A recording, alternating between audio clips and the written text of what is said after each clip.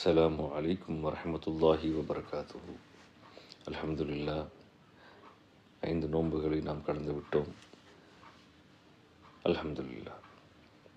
அப்போது ரசூலுல்லாஹி ஸல்லல்லாஹு அலைஹி வஸல்லம் அவர்கள்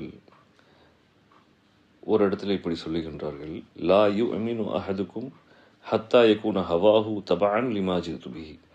நான் எதை கொண்டு வந்தேனோ, என்னுடைய எண்ணம் என்னவாக இருந்ததோ, அதோடு யாருடைய எண்ணம் ஒத்துப்போகவில்லையோ அவன் ஈமான் கொண்டவனே இல்லை என்று சொல்லுகின்றார்கள் ஸல்லல்லாஹு அலைஹி வஸல்லம். அதாவது ரசூலுல்லா என்ன கொண்டு வந்தாங்க? ரசூலுல்லா ஒரு அழகிய முன்மாதிரியை கொண்டு வந்தாங்க. அழகிய முன்மாதிரின்னா அவங்க கொண்டு வந்த ஷரியத்து. இப்போ இந்த ஷரியத்து தான் நம்ம நஃப்ஸிலிருந்து மீள்றதுக்கு, நஃப்ஸை விட்டு நஃப்ஸை நம்ம கண்ட்ரோல் எடுக்கணும்டா ஷரியத்து ரொம்ப ரொம்ப ரொம்ப முக்கியம் இல்லையா? அப்போ ரசூலுல்லா இந்த ஷரியத்தை ரொம்ப அழகான முறையில் அமைச்சிருக்கிறாங்க, ரொம்ப கரெக்டாக கச்சிதமாக அமைச்சிருக்கிறாங்க. அப்போது இந்த ஷரியத்தை சரியான முறையில் நம்ம ஏற்றுக்கொண்டோம், சரியான முறையில் நம்ம பின்பற்றி விட்டோம் என்று சொன்னால் இந்த நஃப்ஸை நாம் கண்ட்ரோல் எடுத்து விட முடியும். இந்த நஃப்ஸ் என்பது 2 பார்வையில் இருக்கிறது. நஃப்ஸி நலரானி, நஃப்ஸுக்கு 2 பாதை இருக்கிறது, 2 பார்வை இருக்கிறது என்று சொல்லலாம். நலுரன் இலா ஃபவுக், நலுரன் இலா தஹ்த். ஒன்று மேல் நோக்கி பார்வை, இன்னொரு பார்வை கீழ் நோக்கிய பார்வை. அப்போ நலுரன் இலா ஃபவுக் என்பது என்ன? நஹ்வுல் அக்ல், அதாவது அறிவை கொண்டு பார்ப்பது. இன்னொரு பாதை ஆசையை கொண்டு பார்ப்பது. அப்போ அறிவை கொண்டு பார்ப்பது என்பது நஃப்ஸை மேல் நோக்கி வளர்த்தி கொண்டு போவதாகும். ஆசையை கொண்டு நாம் பார்ப்பது என்பது நம் மனோ இச்சையை கொண்டு நஃப்ஸை நாம் அதில் பாதாளத்தில் கீழ் நோக்கி கொண்டு செல்வது என்பதாகும். அப்போ நஃப்ஸு வளரக்கூடியது. நஃப்ஸ் என்பது ஒரு சிறு அமைப்பாக தான் இருக்கும். நாம் வளர வளர வளர நம்மளுடைய ஆசைகள், நம்மளுடைய தேவைகள் எல்லாம் வளருது இல்லையா? அப்போது நஃப்ஸினுடைய அமைப்பும் வளரும். இப்போ சில நேரங்கள் நம்ம சொல்லுவோம், எப்பா இவருக்கு ரொம்ப பெரிய மனசுப்பா அப்படின்னு சொல்லுவோம் இல்லையா? ஏன்னா ஆசை உடையவன் தனக்கென்று எல்லாத்தையும் தனக்கே வைத்து கொள்வான், யாருக்கும் கொடுக்க மாட்டான். ஆசையை அறவே அறுத்தவன் தான் தனக்கு உள்ளதை கூட பிறருக்கென்று பங்கு வைத்து கொடுக்கக்கூடிய மனோபாவத்தை உடையவனாக இருப்பான். அதனால் மனசு என்பது, நஃப்ஸ் என்பது வளரக்கூடியது தான். அப்போது அறிவு ஒரு பகுதி, ஆசை ஒரு பகுதி, நஃப்ஸினுடைய 2 பக்கம். இப்போ இந்த ஆசையை பின்பற்றி போனோம் என்று சொன்னால் நாம் அதில் பாதாளத்துக்கு விழுந்து விடுவோம். இதுக்கு என்னென்னா ஸல்லல்லாஹு அலைஹி வஸல்லத்துடைய ஹதீஸ் தான் இதுக்கு திரும்ப ஒரு ஆதாரம். ஹுஃபத்தில் ஜன்னத்து பில் மக்காரி வ ஹுஃபத்தின் நாரு பிஷ்ஷஹ்வா. ஸல்லல்லாஹு அலைஹி வஸல்லம் அழகாக சொல்கிறாங்க, சுவர்க்கம் பலவிதமான இன்னல்களையும் கஷ்டங்களையும் துன்பங்களையும் கொண்டு சூழப்பட்டிருக்கிறது, அதுவே நரகம் ஆசையை கொண்டு மட்டும் சூழப்பட்டிருக்கின்றது. அப்போ ஆசைப்பட்ட வாழ்க்கையை நாம் வாழ வேண்டும் என்று சொன்னால் அம்மாராவுடைய நஃப்ஸினுடைய வெளிப்பாடாக, அப்போ ஆசைப்பட்டதெல்லாம் செய்யணும் அப்படி என்று சொன்னால் அம்மாராவுடைய தன்மை வெளியாகும். அப்போ ஆசை நம்ம எங்கே கொண்டு போய் தள்ளும்? நரகத்தில் போய் தள்ளும். ஏன்னா ஸல்லல்லாஹு சொல்கிறாங்க, நரகத்தினுடைய சுற்றுப்புற சூழல் எல்லாமே ஆசையால் தான் நிரம்பி இருக்குன்னு சொல்கிறாங்க. அப்போ அந்த ஆசையை நாம் அறுக்க வேண்டும் என்று சொன்னால் அறிவை கொண்டுதான் ஆசையை நாம் முறியடிக்க வேண்டும். வெறும் அறிவு இருந்தால் நாம் ஜெயிச்சு விட முடியுமா? வெறும் அறிவு இருந்தால் மட்டும் நம்மால் ஜெயிச்சு விட முடியாது. இஹ்லாஸ் இருக்கணும், அல்லாஹ்வுடைய அருள் இருக்கணும். இஹ்லாஸ் என்பது இல்லாமல் போய்விட்டு என்று சொன்னால் இந்த அறிவு ஆசையை அடைவதற்கு உண்டான வேலையை தான் செய்யும். புரியுதா நான் சொல்கிறது உங்களுக்கு? அறிவு வெறுமுன்னு அறிவாக இருந்துச்சுன்னு வச்சுக்கோங்களேன், இந்த ஆசையை அடைவதற்கு அறிவு சூப்பராக பிளான் போட்டு கொடுக்கும். ஆனால் இஹ்லாஸ் இருந்துச்சு, இறையச்சம் இருந்துச்சு, பரிசுத்தமான எண்ணம் இருந்துச்சுன்னு சொன்னால் இந்த அறிவு இல்லை இந்த ஆசை தப்பான ஆசை, இதுக்கு நீ ஒத்து போகக்கூடாதுன்னு சொல்லி அந்த நஃப்ஸை வீழ்த்தும். அப்போது இஹ்லாஸோடு இருக்கக்கூடிய அறிவுக்குத்தான் ஆசையை வீழ்த்தக்கூடிய சக்தி இருக்கிறதே தவிர வெறும் அறிவு இருந்து விட்டது என்று சொன்னால் ஆசையை அறிவு அடைவதற்கென்று முழுமையான ஒரு பிளானை வகுத்து கொடுத்துரும். அதனால் அறிவு இருந்தால் நம்ம ஜெயிச்சிடலாம், குரானை தெரிஞ்சிடுச்சு, நமக்கு குரானுடைய அர்த்தம் தெரியும், நம்ம அல்லாஹ் சொன்னதெல்லாம் நமக்கு புரிஞ்சிடுச்சு, இதெல்லாம் நம்மளை ஜெயிக்க வைக்காது. குரானே நாம் படித்தாலும், குரானுடைய அர்த்தத்தை நாம் தெரிந்து கொண்டாலும், நாம் இறைவன் என்ன சொல்லுகின்றான் என்பதை நாம் முழுமையாக விளங்கியே விட்டாலும் கூட இஹ்லாஸ் இல்லை என்று சொன்னால், குரான் அதானே சொல்கிறான், முதல் ஆயத்தை அதானே வருது, அலிஃப் லாம் மீம் லா ரைப ஃபீஹி ஹுதன் லில் முத்தகீன். இதில் எந்த விதமான சந்தேகமும் இல்லாத ஒரு வேதம் இது. இதில் நேர்வழி இருக்கிறது. யாருக்கு? முத்தகீன்களுக்கு, தக்குவா உடையவர்களுக்கு. அப்போ தக்குவா தான் இஹ்லாஸ். இஹ்லாஸ் இருந்தால்தான் தக்குவா வரும். இறையச்சமும் இஹ்லாஸும் ஒன்று. அப்போ இந்த இஹ்லாஸோடு சேர்ந்து நம்ம இந்த அறிவை பயன்படுத்தினால்தான் இந்த அறிவு ஆசையை கரு அறுக்கும். ஆசை துண்டித்தால்தான் நஃப்ஸை நாம் கண்ட்ரோல் எடுக்க முடியும். இல்லை என்று சொன்னால் நஃப்ஸு நம்மை வீழ்த்திடும். அது எந்த விதமான மாற்று கருத்தும் இல்லை. அப்போ அல்லாஹ்வுடைய நூர் நம்மில் உள்ளே நுழைய வேண்டும் என்று சொன்னால், நான் அன்னைக்கு சொன்னான் போல, மனிதன் 2 தன்மையை கொண்டு படைக்கப்பட்டவன் அல்லவா? ஒன்று நீர், இன்னொன்று மண்ணு. மண்ணு ஒளிய உள்ள செலுத்தாது, தன்னுள் வாங்காது. நீர் தன்னுள் ஒளியை செலுத்தும், உள்வாங்கும். அப்ப நீரினுடைய தன்மையை கொண்டு மனிதன் இருக்கும்போது அல்லாஹ்வுடைய இந்த மார்க்கம், அல்லாஹ் இந்த மார்க்கத்தை என்னவா என்று சொல்றான்? நூறுண்டு தானே சொல்றான். யுரீதுன அய்யுத்ஃபியு நூரல்லாஹி பிஅஃப்வாஹிஹிம்.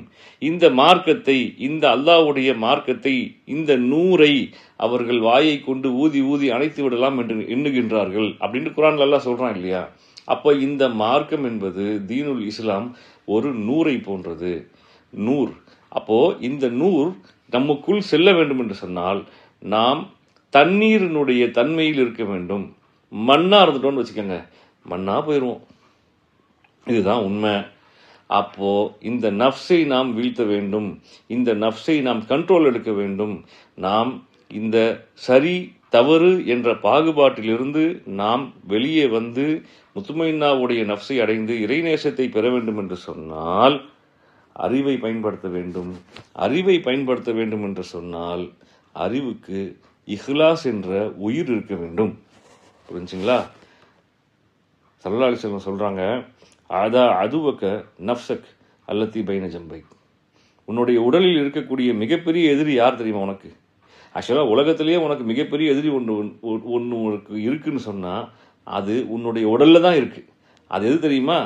அதா அதுவக்க நஃப்ஸக். உன்னுடைய மிகப்பெரிய எதிரி உன்னுடைய நஃப்ஸு என்று சொல்கிறாங்க ஸல்லல்லாஹு அலைஹி வஸல்லம். அது உன்னுடைய உடலில் தான் இருக்குங்கிறாங்க. அப்போ இப்லீஸ் தான் அது நஃப்ஸால் தோத்தவன். நஃப்ஸால் பயங்கரமான நஷ்டப்பட்டு நிற்கிறவன் இன்னைக்கு உலகத்தில் கணக்கில் யார்? இப்லீஸ். அப்போ இப்லீஸுக்கு நஃப்ஸ் இந்த மனுஷனுக்கு இருக்குங்கிறது தெரிஞ்சு போச்சு. கட்டாயம் என்ன செய்வான்? பயங்கரமாக அவன் வந்து அடித்து வீழ்த்துறதுக்கு கண்டிப்பாக வருவான். அப்போது நாம் அறிவை பயன்படுத்த வேண்டும். அல்லாஹ் நமக்கு அறிவை கொடுத்திருக்கின்றான். அப்போ அந்த அறிவில் எது வேண்டுமானாலும் நம்ம ஏற்றுக்கலாம். ஆனால் இஹ்லாஸ் மட்டும் இல்லை, இறையச்சம் மட்டும் இல்லைன்னு சொன்னால் இந்த அறிவும் சேர்ந்து ஆசை, அறிவு, ஷைத்தான், இந்த 3 சேர்ந்துடுச்சுன்னா போய் விழுவுற இடத்த நம்மளால் யோசிச்சு கூட பார்க்க முடியாது. அப்போ இந்த அறிவை கொண்டு நம்ம ஜெயிக்கணும் அப்படின்னு சொன்னால் இந்த அறிவோடு நம்ம எதை வலு சேர்க்கணும்? இஹ்லாஸை வலு சேர்க்க வேண்டும். உள்ளச்சத்தை கொண்டு வந்து வலு சேர்க்க வேண்டும். இறையச்சத்தை கொண்டு வந்து வலு சேர்க்க வேண்டும். அதனால் கட்டாயத்தின் பேரில் பண்ணோம்னா நமக்கு அறிவுக்கு வலு சேராது. கட்டாயத்தின் பேரில் நாம் தொழுதால், கட்டாயத்தின் பேரில் நான் நோன்பு வைத்தால், கட்டாயத்தின் பேரில் நான் சதக்கா கொடுத்தால், கட்டாயத்தின் பேரில் நான் தர்மம் செய்தால் அதுவெல்லாம் இறையச்சத்தில் சேராது. அப்போ உண்மையிலேயே நாம் விரும்பி செய்யணும். என்னுடைய ரப்பு என்னிடத்தில் இதை எதிர்பார்க்கின்றான், அதனால் நான் இதை செய்யணும். ரசூலுல்லாஹ் சொன்னாங்க, அதனால் நான் இதை செய்வேன். ரசூலுல்லாஹ் இதை செய்யக்கூடாதுன்னு சொன்னாங்க, நான் செய்ய மாட்டேன் அப்படின்ற பிரியத்தில் செய்யணும். லா இக்ராஹ ஃபித்தீன். இந்த தீன், இந்த மார்க்கத்தில் எந்த விதமான வலுக்கட்டாயமும் கிடையாதுன்னு அல்லாஹ் குர்ஆனில் சொல்லிட்டான். அப்போ அவரே வலுக்கட்டாயம் பண்ணலை, நாம் வலுக்கட்டாயம் பண்ண அவன் ஏற்றுக்குவானா? ஏற்றுக்க மாட்டான். அவனுக்கு தேவையும் இல்லை, தேவையற்றவனாச்சு அல்லாஹ். அப்போ ஹைர், நஃப்ஸை நாம் கண்ட்ரோல் எடுப்பதற்கு, முத்துமைன்னாவுடைய இடத்துக்கு நாம் வருவதற்கு இங்கே இறைவனுடைய உதவி தேவை. இறைவனுடைய இந்த நூர் என்ற இந்த ஷரியத், இந்த மார்க்கம் நம்முள் சென்றால்தான், நமக்குள்ளே அந்த நூர் சென்றும் போது உள்ளே இருக்கக்கூடிய நெகட்டிவிட்டி, உள்ளே இருக்கக்கூடிய தேவையில்லாத கெட்ட எண்ணங்கள் எல்லாம் நம்மை விட்டு வெளியேறிவிடும். அதுக்கு ரொம்ப ரொம்ப மெயினாக தேவை இஹ்லாஸ். ஆக அல்லாஹ்வினுடைய உதவியை கொண்டு நாம் இந்த நூரை நம்முள் செலுத்த வேண்டும். பிரியத்தோடு செயல்பாடுகளை செய்ய வேண்டும். அப்படி என்றால்தான் நமக்கு இந்த வெற்றி கிடைக்கும். அல்ஹம்துலில்லாஹ். ஒரே ஒரு விஷயத்தை நான் சொல்லிக்கிறேன். பணிவு வேணும்னு சொன்னால் நான் அல்லாஹ்வுடைய அடிமைன்னு சொல்லுங்க, மனசார சொல்லி பாருங்க, நமக்கு கலப்படமே இல்லாத தூய பணிவு கிடைக்கும். துணிவு வேண்டுமா? என்னுடைய எஜமான் அல்லாஹ், என்னுடைய அரசன், என்னுடைய ரப்பு அல்லாஹ் என்று சொல்லி பாருங்கள். துணிவு கிடைக்கும்.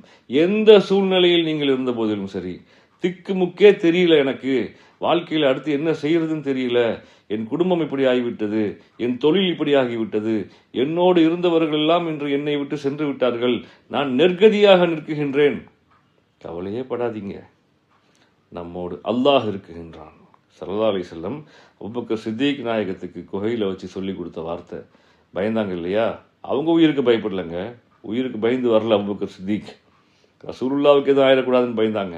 யார் ரசூலுல்லா, நம்ம 2 பேர் தனியாக இருக்கிறோம், முன்னாடியே 40-50 பேர் இருக்கிறாங்களே, குனிஞ்சு பார்த்தாங்கன்னா நம்ம நிலைமை என்ன ஆகும்னு தெரியலையே, எனக்கு கொஞ்சம் கவலையாக இருக்குது, பயமாக இருக்குன்னு சொல்லும்போது ரசூலுல்லா சொன்னாங்க, லா தஹ்சன் அபூபக்கர் சித்திக், பயப்படாதீங்க, கவலைப்படாதீங்க, இன்னல்லாஹ மஅனா, நம்மோடு அல்லாஹ் இருக்குகின்றான் என்று சொன்னார்கள்.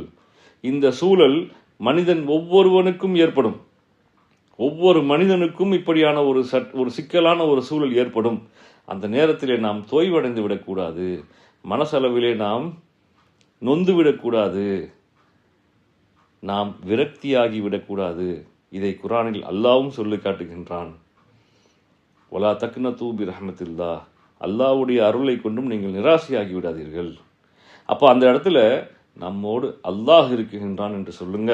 எந்த சிக்கல்ல எந்த சூழ்நிலையில் வந்து நின்னாலும் என்னுடைய எஜமான் என் ரப்பு அல்லாஹ், அவன் இருக்குகின்றான், அவன் இருக்கும் வரை எனக்கு எந்த பிரச்சனையும் இல்லைன்னு சொல்லி பாருங்க. அந்த இடத்துல அல்லாஹ்வுடைய உதவி நம்ம வந்து சேர்றதை நம்ம கண் கூட உணர முடியும். இது ஹக். அல்லாஹ் நம் அனைவருக்கும் தௌஃபீக்கை தந்தருள் புரிவானாக. வாஹிர் தாவானா அல்ஹம்துலில்லாஹ். அஸ்ஸலாமு அலைக்கும் வரஹ்மத்துல்லாஹி தஆலா வபரகாத்துஹு.